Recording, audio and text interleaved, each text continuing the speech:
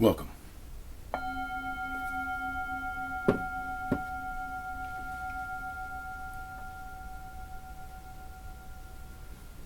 Welcome to Touching the Edge. Thank you so much for joining. Thank you for being part of this series on emotional mastery and realizing that what you are here to do is to develop a different relationship with your own emotions. When you do that, the rest of the world takes care of itself. I mean, when you are in command of your emotions, you are more in tune with your intuition.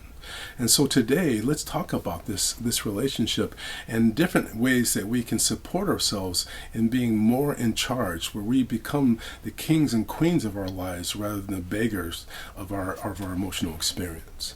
And so one of the elements I want to suggest is the vital importance of, again, realizing every single day we want to calm and soothe our nervous system, realizing that in calming and soothing our nervous system, we develop a different relationship to anger, anxiety, and depression. And in that process, we end up having an expansiveness that allows us to be in contact with our intuition. Our intuition is here to lead us through the challenges of life. And when we get in contact with our intuition, we want to step into that next amazing part of our presence, which is our imagination.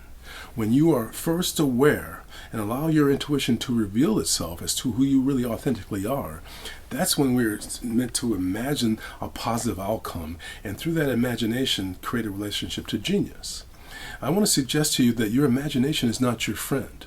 If you don't put it in flow of service, it will service those elements that you fear.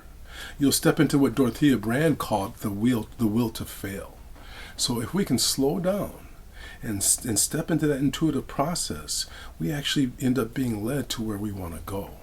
And so I want to say to you, please realize that developing a different relationship with your imagination is also developing a different relationship with your emotions. Imagine positive outcomes. Imagine where you want to go, not where you want to get away from. Be aware that when you slow down and activate your imagination to focus in the positive, that you actually end up leaning into a positive outcome. You know, most of us, or many of us anyway, have a very difficult time imagining positive outcomes. We can imagine negative things, which we call worry or resentment, but we have trouble imagining positive things. And so I want to suggest to you that your imagination is like a muscle. We can work it and gradually develop the ability to clearly visualize success in our life. You can't achieve what you can't imagine.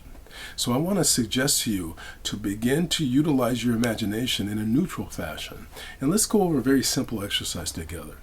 And so I'm going to ask you to sit with a candle. First of all, sit with a candle that is not lit. Sit with it in front of you and see it vividly. Notice different details about it. Be aware if there's the remnants of wax that is leaked down and becomes solid. Now, after visualizing this, see it, close your eyes, and remember it. Now I'm asking you to open your eyes and light that candle. And again, take it in, the candle burning, see it. Be in that moment of the visual with it. And even if you can, beyond the visual, actually hear it. See if you can hear the flickering of the flame. And then after doing that, I'm asking you right away to close your eyes and remember that experience. Remember what it looked like to see that candle lit. And see if you can remember the differences between it being lit and not being lit. And as you're remembering it, see if you can visualize that flickering of the flame. When you visualize the flickering of the flame, your imagination is activating. And so I just want to ask you to practice this process. What it does is it supports you in learning how to imagine neutral elements. When you learn how to use your imagination to imagine what is neutral, you can more easily direct it toward what is positive.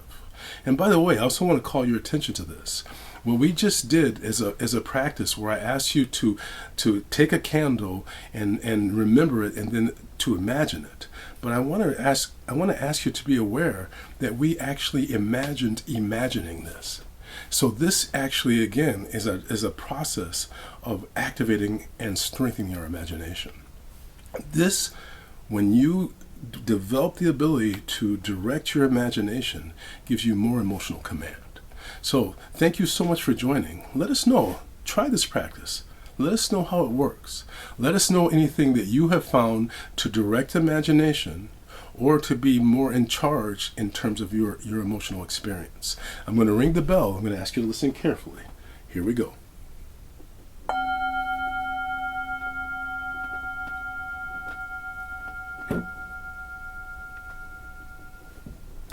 Imagination has the capability of expanding our experience and not having us be limited, but an expansive reality.